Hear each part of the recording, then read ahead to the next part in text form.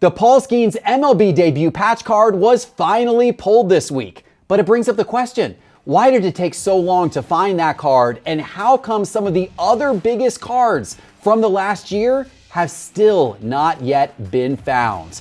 We'll tell you what we think next.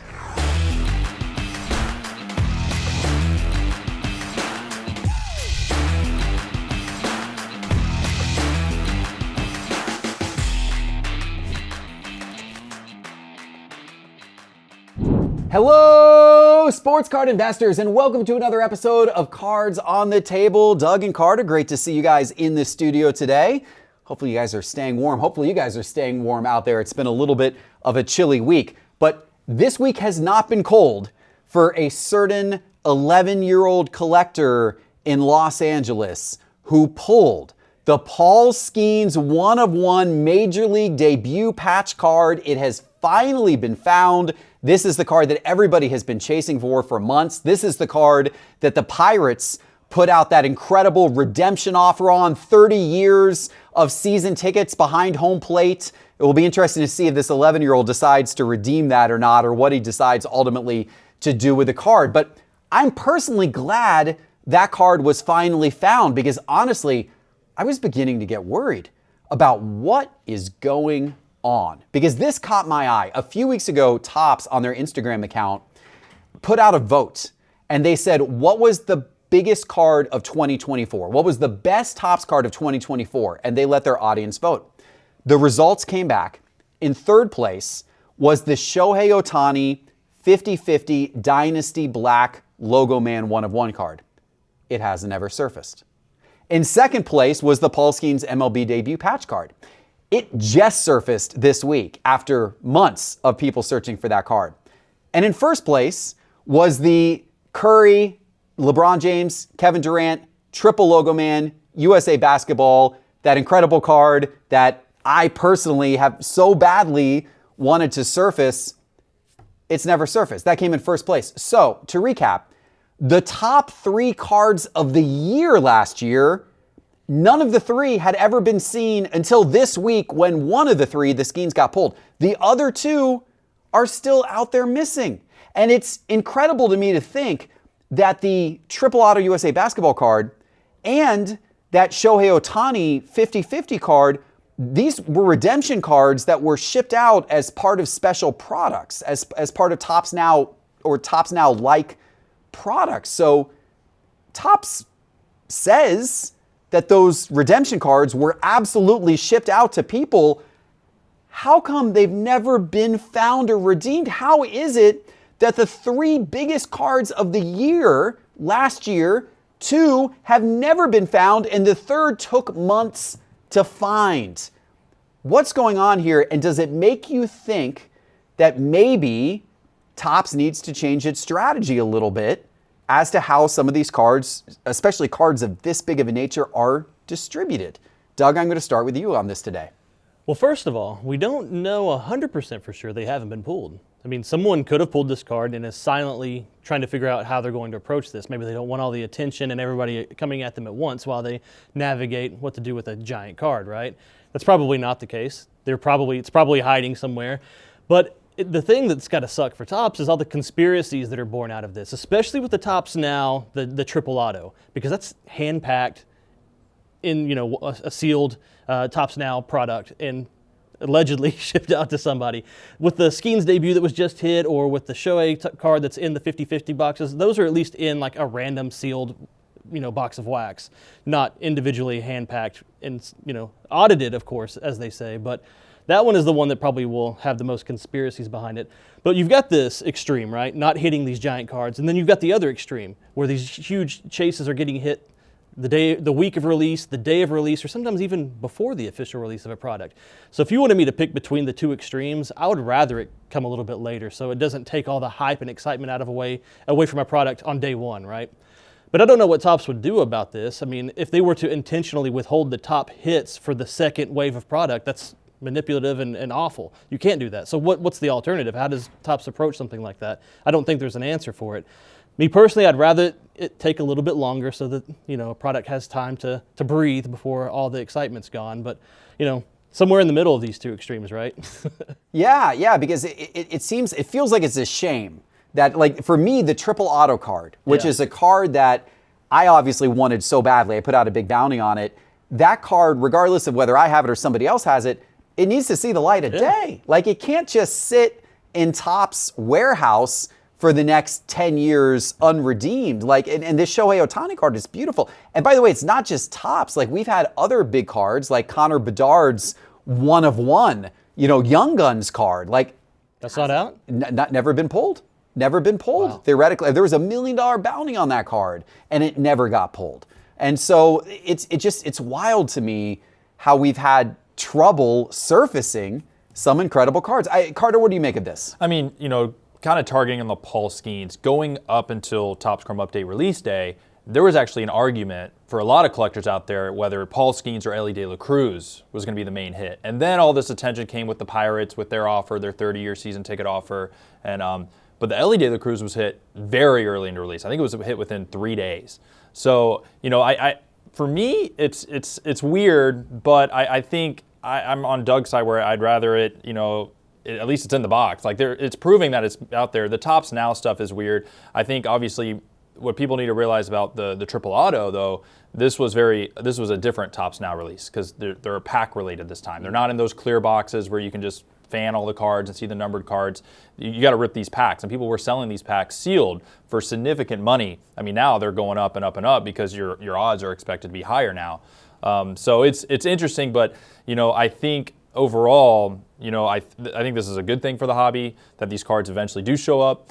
The question for me goes actually farther back to more cards like the Luka Prism Black, the Stephen Curry Superfractor, right? Like, why are those cards? That seems more likely that someone has them and they're holding them back. And whether that's a reason for people that invest in wax and they want to keep the product sealed that they have and the value goes up, so they're hiding that card. There's so many variables that individuals can make decisions on that we're never going to know about, and it's just conspiracy theories. Yeah, I'm very happy this Skeens was finally found, because if we went another 6 months or year without that Skeens being found, it's like, man, the biggest cards of 2024, none of them actually made it out there. So I'm glad that one was found. Most of those MLB debut patches have now been found, but there are still a few key ones out there. I think you had said Jackson Merrill still hasn't been found yet? Jackson Merrill and Yamamoto and Evan Carter. So there's 3 top 10 names still available that have not been hit yet. Which is good. That's a good balance, because it still gives reason for people to want to open those boxes and buy those products and chase. But at the same time, we know, like, okay, the Skeens finally came. And, a lot of the other cards, as you said, Elly came really early on.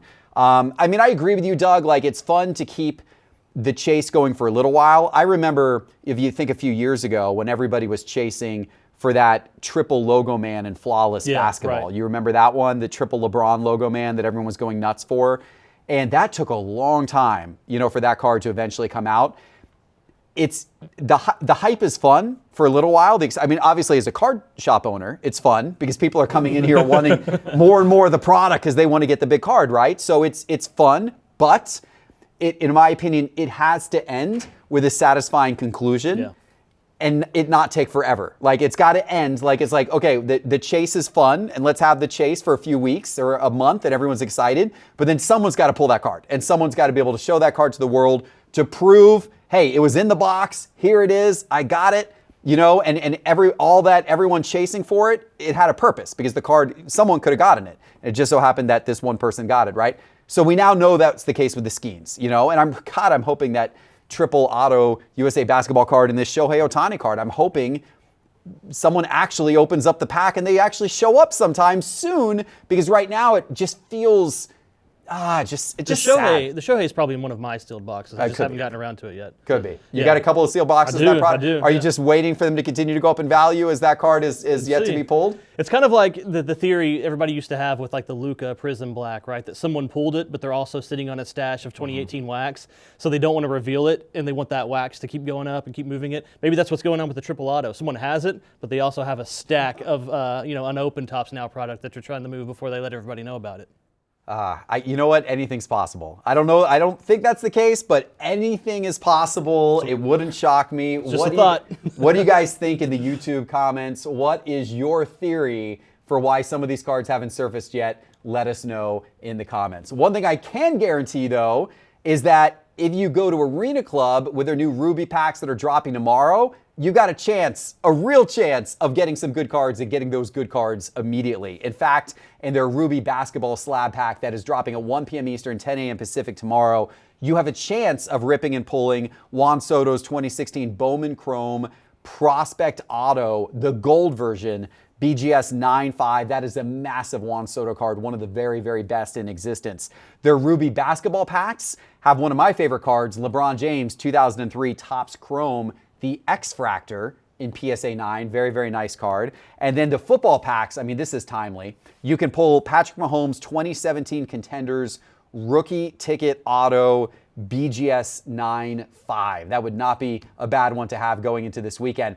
Best part of all of this, you can save 20% off slab packs or any purchase at Arena Club by using promo code SCI20. Just download the Arena Club app from the App Store.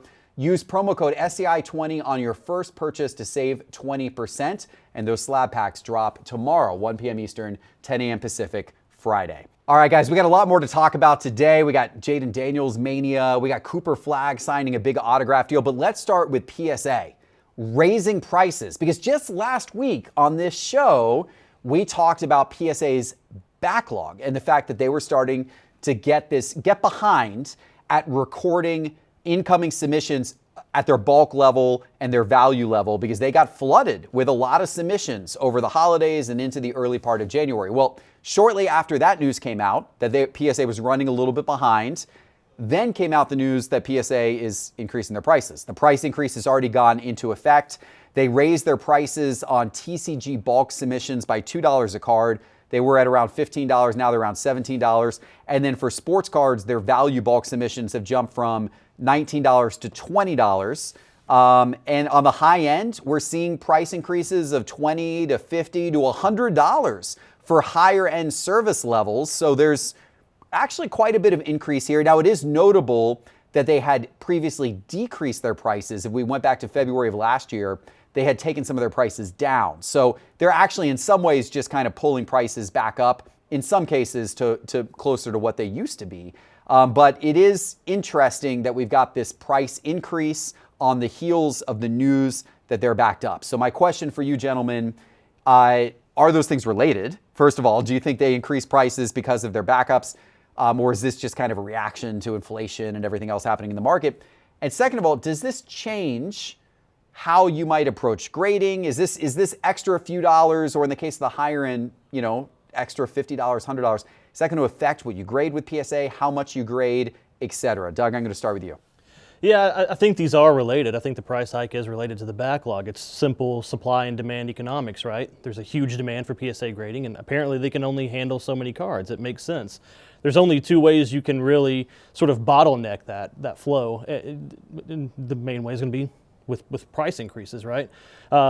It's not going to matter a lot, I think, to someone like me who's going to dabble in, when I do a submission, I do usually 10 to 30 cards at a time. I don't do these giant bulk submissions.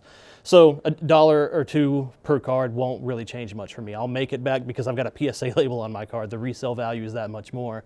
When you get in those higher service levels, though, that might make someone shop around. $50 or $100 might really, that might introduce some pause to somebody. But also, if you want cheaper, they've got another company. They've got SGC. You can pay $10, I think, $10 or $12 and go with SGC.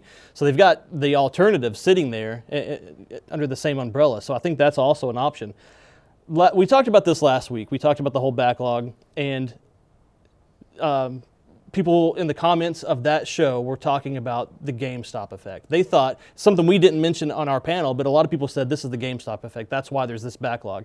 From what I understand, GameStop hasn't changed their prices to mirror PSA's new prices. So now GameStop is one of the cheapest places to go and do a PSA sub, potentially driving even more business in that direction. So as much as I sort of downplayed the GameStop effect on every time we've talked about it, that might be the thing to watch out for. Like GameStop might really start to ramp up and be one of the biggest, receivers of submissions. Yeah, no, that's a good point. Very, very interesting. I'm curious how it's affecting GameStop's prices as well. Yeah. They have to be taking some type of increase, but I haven't seen that play out. Carter, from your perspective, what does this change, if anything? I think this really represents a more deeper in the Pokemon market, honestly. The Yeah. $2 increase to me is actually a big deal. I've been a PSA. I've been a PSA collector member. They've run that $14 special months in a row. They just kind of re-upped it for a couple months ago, and so this is showing the explosion in Pokemon. I think the higher levels, I don't know if that's really related. I feel like he came out and said that those levels weren't impacted besides just intake. That is right? true. So Yeah, and they weren't backed up the same way that the lower levels were, although Doug's had some experiences to the contrary. So have I. I have a card and walkthrough right now. It's taking a moment. But, there you go. But you know, for me, I actually feel like the higher end service levels were probably planned, like you talked. They did lower prices about a year ago. But I think in the bulk levels, this makes sense in supply demand. They have to make people think a little bit extra about those cheaper cards that they're sending because it's the quantity aspect. So, and to the GameStop effect, funny enough, we recently hired someone from GameStop. He was a retail associate at a GameStop nearby, and he's a Pokemon collector, and he would intake all the PSA submissions, and they would intake anywhere from 100 to 300 cards a day at their GameStop location. Which We need to get him in here. We need to get him in here and talk about the process. So there's a lot of quantity going to these GameStop locations, and I think mainly in the Pokemon world, because maybe PSA. I don't know if PSA is just trying to build a relationship on the TCG side, but I think they're increasing a lot through GameStop in that way. Yeah. Yeah, it's interesting. And $2, I mean, it is significant. You're right. To go from, on their TCG bulk level, to go from $14.99 to $16.99 a card.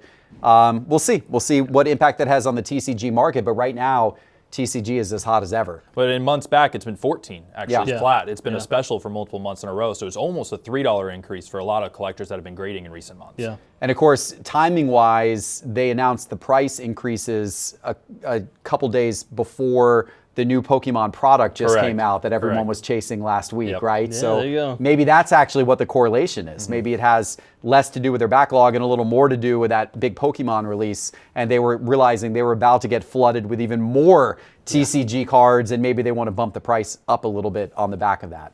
Interesting stuff. All right, I want to get into Jayden Daniels' hysteria, but first I want to let the audience know that this weekend is Culture Collision here in Atlanta. It's a big card show. It's a lot of fun. And Saturday night at Cards HQ, we're hosting the official Culture Collision trade night. So if you're anywhere in the Southeast, get to Culture Collision and get here to Cards HQ Saturday night. It's going to be a lot of fun. Okay, I got to read you guys some stats about Jayden Daniels cards, all right? Obviously, they beat the Lions. He looks great, plays a wonderful game. Unexpected, a lot of people weren't expecting them to pull off that big upset. After that happens, the first 24 hours after they won that game against the Lions, over 48 different Jayden Daniels cards sold for over $1,000 each on eBay. So, you're talking 4 or 5 figure cards, 48 of those sold in the 24 hours after the game. In fact, in that 24-hour period, around the game time, 7,700 total Jayden Daniels cards sold on eBay. That is 3 times more than any group of Jayden Daniels cards had ever sold in any 24-hour period prior to that. So just an absolute explosion in the Jayden Daniels card market. It's also worth noting that there's already been over 23,000 Jayden Daniels cards graded by the major grading companies, even though not all of the sets are out even yet. That number, I'm sure, is going to surge. It probably won't be long till there's 100,000 plus, Jayden Daniels cards graded. All of the metrics are going in a wild direction on all of these cards. And perhaps the craziest one of all, I got to call this up here in my notes, because you guys sit down for this.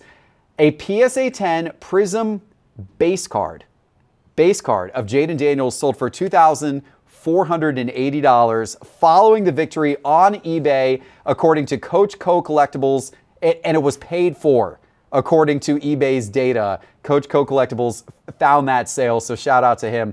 Okay, Carter, I'm going to start with you on this. What do you make of this Jayden Daniels hysteria, and is it sustainable, or should collectors and investors run out the exit door right now with this type of stuff going on? I mean, it's the normal quarterback hype. There's always this guy every year. Last year was C.J. Stroud. Year before that it was Trevor Lawrence when he came back against the Chargers.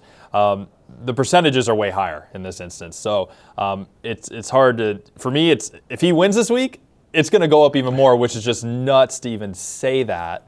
But it will. If he wins the Super Bowl, actually, I'd say if he wins the Super Bowl pretty quickly, his cards are going to come down. Yeah. All honesty, like if you have his cards after the Super Bowl, they will go down. So, but we'll see. We'll see what ends up. But I think he's obviously going to be the hype guy going to the National at this point. He is this year's C.J. Stroud in the offseason. The cards will dip, but they will go back up before the season begins. It just happens like that every year with one of these guys. I think you're right on with just about everything you said. Doug, what's your take on where we are right now with the Jayden Daniels market? This doesn't shock me in the least. I mean, he's the guy right now. He beat the Lions so bad, Teapot hasn't gotten out of bed since. He's not even on the show this week. He couldn't show up. Yeah. Teapot literally couldn't show his face. Well, I say it's not He's surprising. also not feeling good. But maybe that's correlated. Maybe Teapot's sickness is because of Jayden Daniels being the Lions. He's got Jayden Daniels fever, but not in the good way. I say not surprising, but that Prism base sale can't be real. Yeah. It's just not. There's 0% insane, chance that's right? real. Someone, I mean, I get that it was paid for. Either the listing was totally misleading and said it was a different card and they're going to return it, or this was all set up. Someone did this to, drive hype even higher on Jayden Daniels prices. So you're not going to convince me that's a legitimate sale. $2,400 for a Prism base. Come on. It was you, though, right? It was me. Yeah, how do you like your new card, Doug? So this is not a time to buy Jayden Daniels. This is the time to Yeah. sell, because either he loses now or whatever happens in the next couple of weeks, there's going to be a dip before the National. It comes back up at the National, and then I don't know if it dips again unless he starts the season a little cold. But it probably comes back up at the National and stays hot, because that's what we've seen with football recently. Once it gets hot preseason, it stays that way. So we'll have a little bit of dip post playoffs, pre-National, and then it's you've lost your chance to get in cheap. Yeah.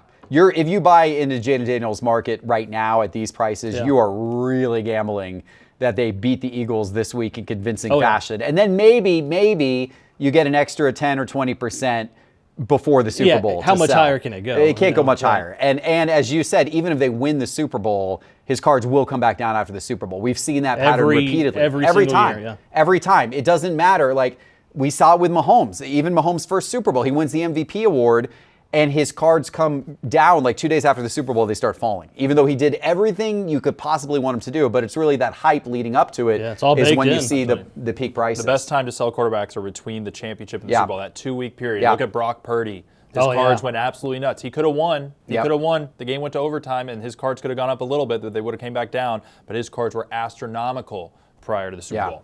So that said, my take on the Jayden Daniels market is stay away right now. But I do think look at the charts and market movers closely, and when stuff will fall. But once you get into that, February time period, which is probably when, or March time period maybe, before the draft typically, things are kind of bottoming out, and that's that March or so time period, that might be your real opportunity. As soon as you see the plateau and things might start to tick back up, getting into the draft and then getting into the summer, because I do agree his cards are going to be super hot going into the National. So just as CJ Stroud's were last year. So, there's a buying opportunity ahead.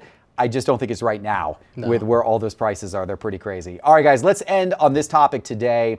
Another big athlete moment from a little bit of a different angle. Cooper Flagg, the phenom college basketball player at Duke. A lot of people, and I'm curious to get your take on this, Doug, as you follow college basketball closely, a lot of people think that Cooper Flagg is going to end up being one of the best NBA prospects in quite some time. That maybe the hype level around him, I'm not going to say could get to Victor Wembanyama level, but maybe it could start to approach Victor Wembanyama level. That's going to be a big deal. Well, it was just recently announced that he signed an exclusive autograph deal with Topps and Fanatics. It covers covers autographs, memorabilia, trading cards, game-worn memorabilia. All this kind of stuff is all now exclusively being funneled to Topps. He will be featured in 2025 Bowman University Chrome Basketball. That will be the first time we see him when that product comes out. That will actually probably give that product quite a bit of boost. Mm-hmm. And of course, Topps is getting the NBA license in, I believe it's October this year. And so rolling around to Flagg's rookie year in the NBA, Topps should have the license by then, and they'll have the deal for his autographs and game-worn memorabilia. It feels like this is all aligning to Cooper Flagg being the next big chase for basketball card collectors and investors. Doug, I'll start with you on this. How big of a deal it is? Do you like this? I know sometimes we don't like exclusive autograph deals, but in this case, it feels like him going to Topps and Fanatics is going to probably be a good thing for the market overall. What do you think? Yeah, I hate exclusives. I just hate them. Obviously, this works out. It's good. He chose the right company at least. But we've seen how much it's affected the hobby in the past couple of years, like not having licensed autos for the biggest chases, Wimbys and Strouds and things of that nature, having to go to one company for the auto, but another one for the licensed flagship. It's brutal. I can't stand it.